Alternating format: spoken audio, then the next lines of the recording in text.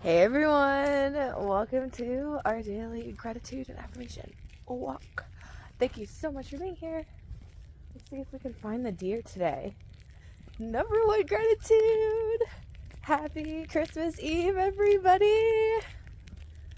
Christmas is my second favorite holiday.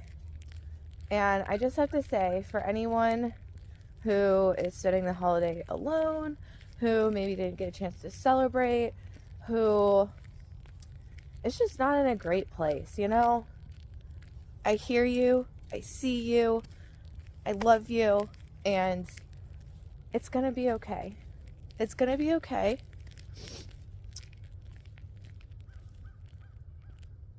There might be deer down there. I'm too far away. But I've spent a few holidays by myself. For a lot of my life, for certain holidays, it was going to my friends' Thanksgivings, or, my brothers would invite me, or I went to my cousins for a couple of years. And the thing I've learned is give yourself the rest. If you do have the day off, right? Make it a day all about you. How often do you actually do that? Hopefully you don't have work, but it can be a day of peace and rest and rejuvenation. I know my day is. I have no plans. I am not going anywhere. I'm just going to stay all nice and cozy in the house. Probably going to finish content. I'm hoping to get a lot of it done today. But, it's just going to be a day for me, and I'm going to take it for all that it's worth. Oh, and there's the hawk again. I actually saw it right before the path, but it flew off, so this must be its territory. We don't have any deer around the tree. It was so freaking cute yesterday. If you watched the video, they were sitting there. But, I know the holidays can be heavy. Just honor yourself. If you need to cry, you cry, You need to just get curled up in a blanket, curl up in a blanket. Order that takeout food. Watch that movie. Take the day to be selfish. And I wouldn't even say that's being selfish. It's just what our society labels as selfish. But take the day for you and honor yourself. Oh, there it is. My glove doesn't work.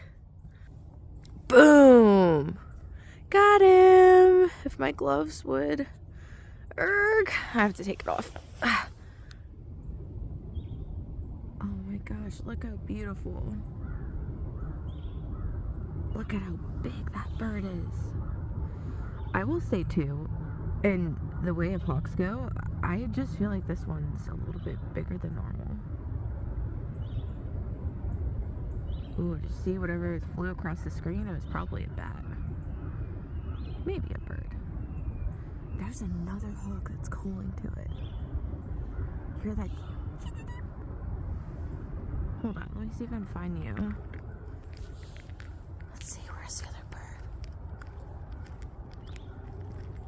Where's the other one? Oh, I think I found it. No deer yet.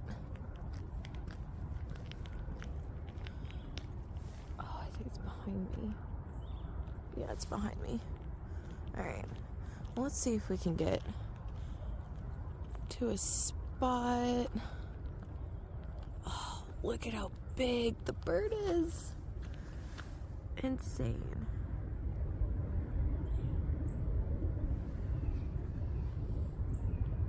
Cheep, cheep, cheep, cheep, cheep. Ah, I wanted to see if it would look down. It knows I'm here. These birds are incredibly intelligent.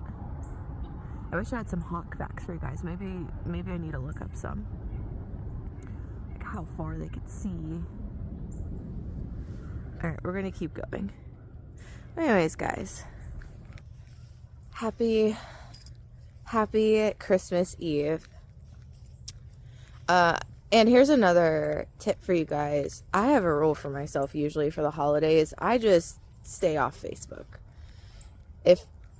If you get both happy and sad at seeing other people's warm posts, here, wait, I'm going to stick you guys in right there. You can look at some nice trees for a second.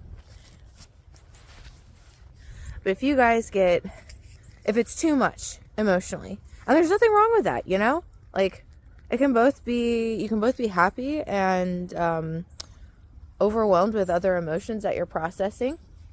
Not a problem, but do something kind for yourself. Stay off social media for the day. Like, there's certain holidays I will just stay off of it because I want to have a good day.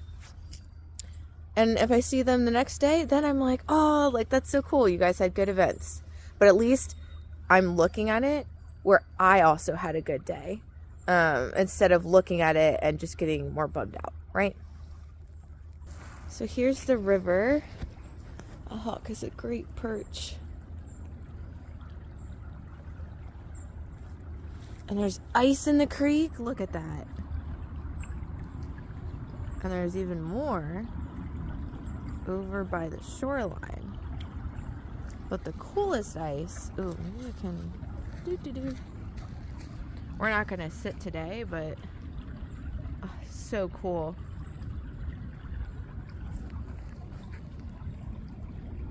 The coolest ice though, check out down there. I don't think that this whole river or little stream is going to be frozen over, but it is pretty. Alright guys, we're walking back. Turn you guys around. Did we only do one gratitude? I guess we did. Oh, one gratitude. Okay, number 2. I got some sleep last night.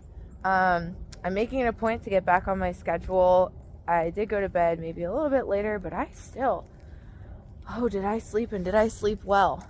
So, grateful for that. Sleeping well. Number 3 for the day. Grateful that I'm continuing with the content. It will be done by the new year. So, I've gotten the Excel file all set up. I have the gratitudes and the affirmations in. I just need to pick which one I'm going to write about. And then I have to create posts. I have to create posts for 6 more months. And then after that comes actually setting up the visuals and posting to all the platforms, which takes quite a while. So I don't know. We'll see how far I get. I might not want to do all of that on Christmas Day, but you know, we're getting to the point where, what is that, number 4, pretty much all of my stuff is packed up now. I have a couple more bins that I can throw things into, but they're items that I'm going to be using kind of up until the very end. So, it doesn't really make sense to transport the bins over there just to then have to unstack and put more things in. So about 5 bins that are ready to go, except for, you know, things, one last thing missing, like a blanket or a few more electronics. So, but I did get, number 5, I did get bubble wrap yesterday. Got bubble wrap for my computer, my TV, and my bench. So we'll see how that goes. But it's like thicker bubble wrap. It's to protect some more delicate things. And then what else did I do? 6. Grateful I put in my grocery order yesterday. I'm picking it up today. And then also I had some leftover pumpkin, so I'm like, well, I guess I'll just make myself pumpkin pancakes. So that'll be probably something I do today and have for tomorrow and then the next day. I also, while I'm picking up groceries, I'm probably going to get myself some ice cream. You know, we're going back on the diet, but We're gonna have, like I said, guys, I'm having my best day today and tomorrow. And then, of course, the 2 best days of the week, well, the work week, Thursday and Friday, you're coming back to that. So, not too bad. What was that? 6 was pancakes. 7, I got to talk to my aunt for a little bit yesterday. It's so interesting when you meet somebody that's working through the same framework, but a different theme. Hers is all like work relationships, and the dynamics around intellect. Mine is romantic relationships, but also just how I show up with people, who I am.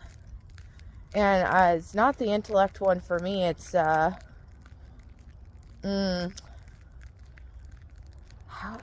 would I? The psychological state of the mind, I think you could say. So kind of similar frameworks, and they're showing up in very similar life situations.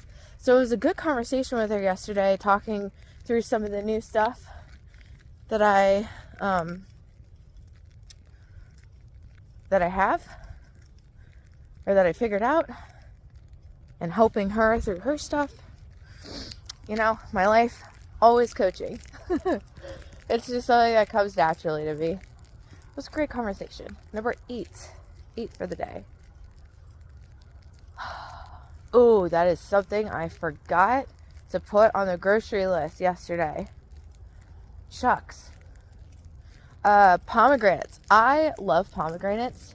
I am grateful that I still have a pomegranate left. I forgot to add them to my grocery list. And I really love pomegranates. So, I will say that I'm grateful that I have one more to last me today and tomorrow. And, that'll take me through my day for myself. What next? Pomegranates. What was that? 8? 9? Okay, guys, I am excited. It is supposed to snow today. I cannot tell you the last time that we had a white Christmas, and I hope that we even get enough snow for it to be a white Christmas, was when I was a kid. Or let's just say high school. I do remember a time where I got my entire birthday week off of school because we had we had like 2 to 3 snowstorms back to back to back. And the school was like, we're not dealing with this. But that was in February, so.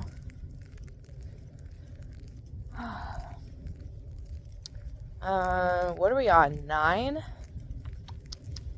I'm grateful for all of the lessons and the practice that I get with horseback riding. And that it's giving me an opportunity to practice and become a better person and utilize what I'm learning in real life. Horses, they really teach you how to be your most sovereign, your best self. And it's really taught me to see situations and people differently, and to have more grace for myself and more kindness. So I'm just so grateful for that. And I'm learning, it's like every single time I go, I learn something new. And 10 for the day. Also, I just really enjoy David and Stacy. They're phenomenal people. I appreciate my conversations with them. 10 for the day. Let's see, what else? How are we doing on time? Well, I think about my 10 for the day. Jeez. Whatever, I guess we're not going to do that. My gloves aren't really working today, so it must be it's really cold out. 10 for the day.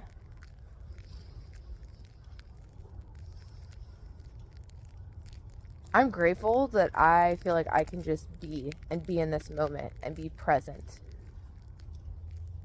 and have enough mental space to start thinking about my day differently. Those are my gratitudes. So the message of the day is going to be about, how do I want to phrase this? I know what I want to. A lot of times, there's a couple ways that messages come to me. Either through actual words, through a feeling that I then have to kind of untangle and interpret into words. Because emotions carry so much more depth and understanding and fundamentals to them that words just don't. Or like I'll actually see something. So how do I want?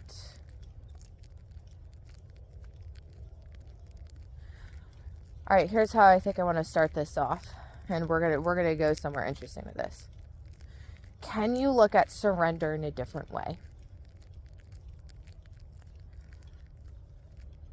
Letting go is really just acceptance. But you don't need to force letting go for it to naturally occur. So can we look at surrender a different way as well? I'm talking for the situation in your life that you really just don't want to submit to. I think we use submit and surrender sometimes interchangeably, even if we only use the word verbally or in our minds, surrender. And that's where it gets icky, right? We don't want it to submit to something. But the quickest way to actually get out from underneath that which is suppressing you, over you, weighing on you, is to surrender and almost like melt, essentially. Melt all of the resistance and the rigidness, and we're just gonna get on this path a little bit. All the blocks that you have put up to protect yourself against this thing, even though you say you want to walk through it. Really, I think when we say we want to walk through something, we do mean it, but the act that's scary is taking down all of those walls and the resistance, everything that we've built. That's what actually is scary, because we've built it with emotion, right? We've built it out of that fear. So the hard part actually isn't surrendering and walking through. The hard part is having to take down those emotions in which you've built up. It's telling you a different story. So how can we look at surrender as not submitting to... maybe I should look up here. I'm gonna risk my finger. Okay, so okay, lesson learned. I went to look up the definition for you guys, thinking that the video was still gonna keep going. It didn't, but I got a definition of surrender, which is to cease resistance. And I didn't look too much into this. Also, I'm trying to put my glove on at the same time. To cease resistance and submit to the enemy, something like that. But which is such a negative connotation. So what if we just took the piece cease resistance? To cease resistance is almost like the first step to letting go. Oh my god, these gloves. So how can we cease being resistant? And I think that gets easier when we accept and know that we're always continuously protected. I think it's... Look at this little feather. Of course. Look, that's a sign. Doesn't want to go away from me.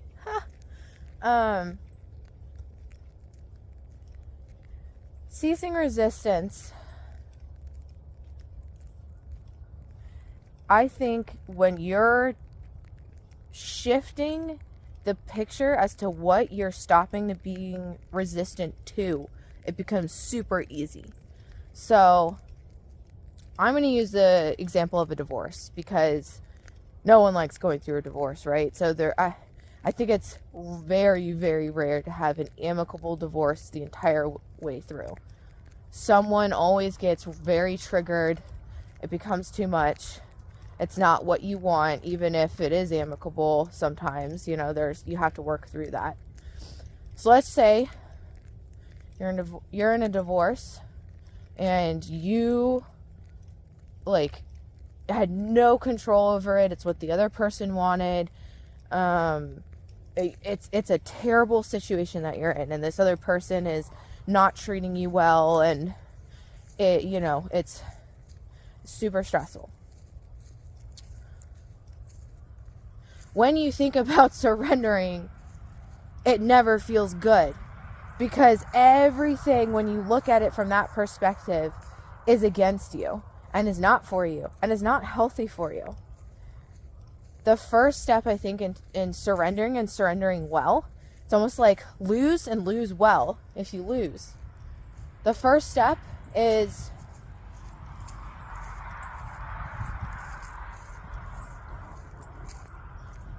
what am I working towards that is for me? Clearly, this other person is not for you. Clearly, this situation of the divorce, while it seems unhealthy, could really be used as a catalyst for your greatest good and greatest life if you let it. But in the moment, how do you give yourself space and room and start cultivating something that is for you? Well, you can't look at it with the same mentality of, I can't surrender because none of this is for me. It's almost like you have to go, okay, what is something that I would submit and surrender to that is for my good, that I can work towards?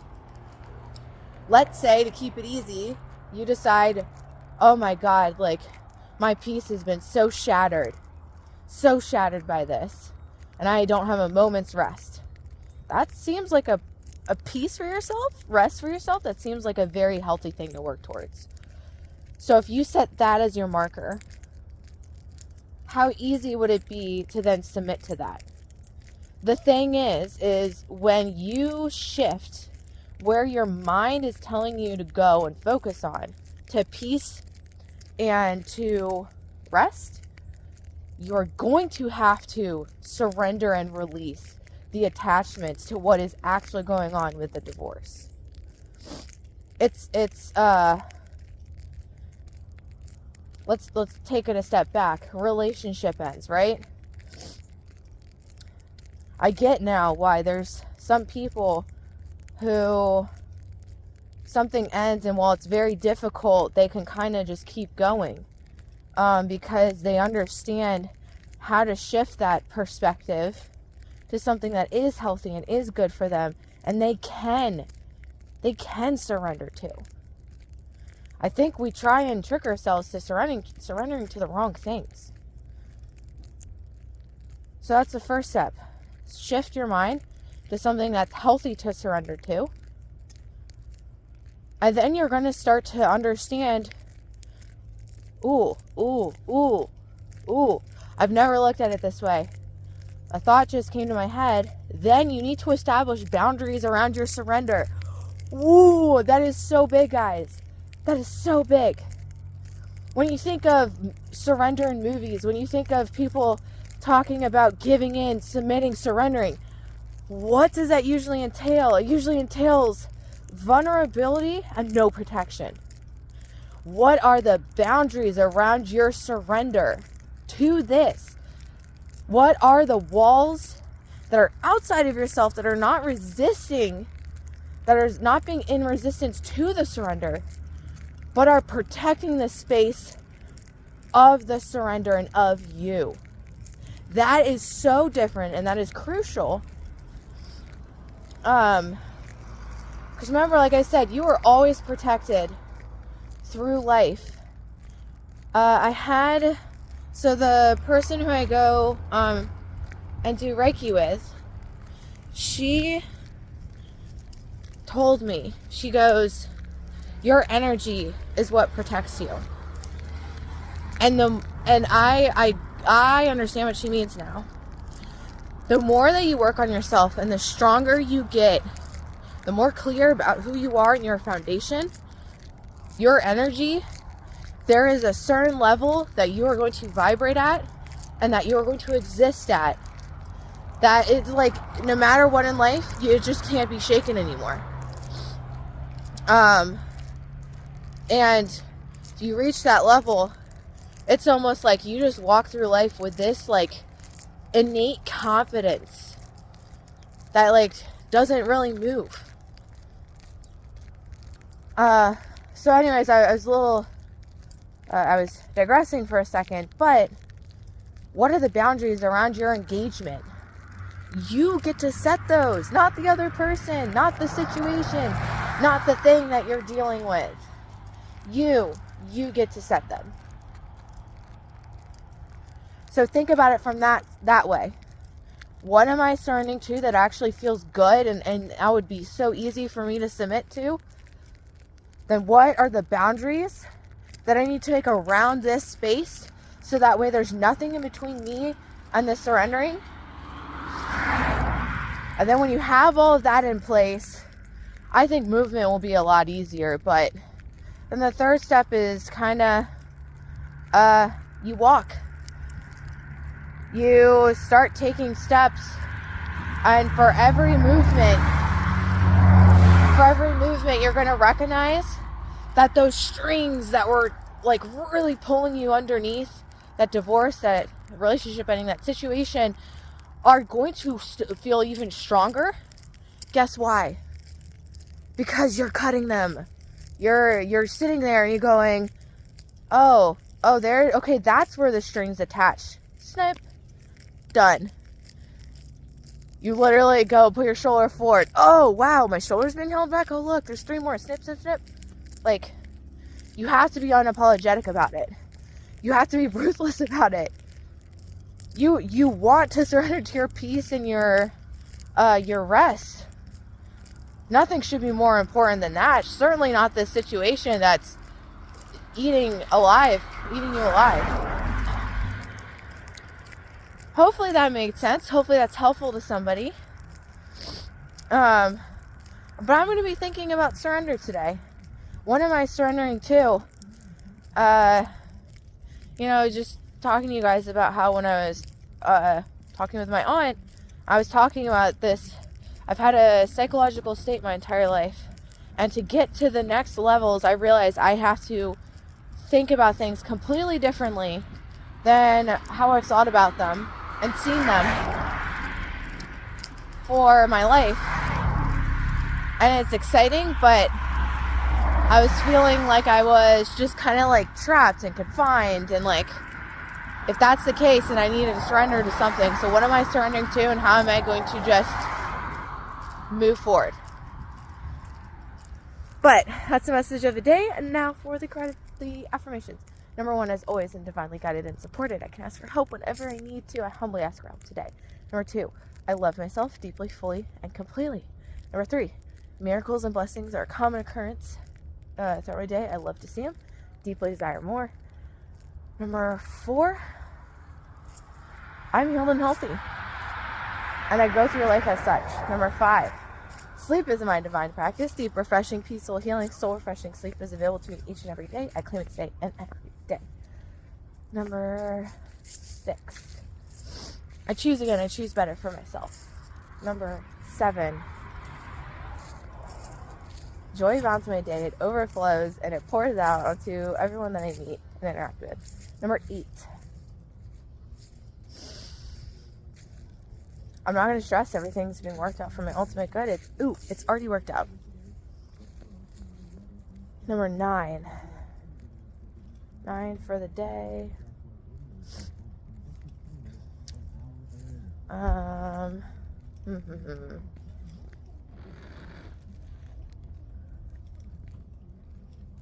breathe easily and deeply in the sanctuary of bliss, peace, protection where I powerfully reside.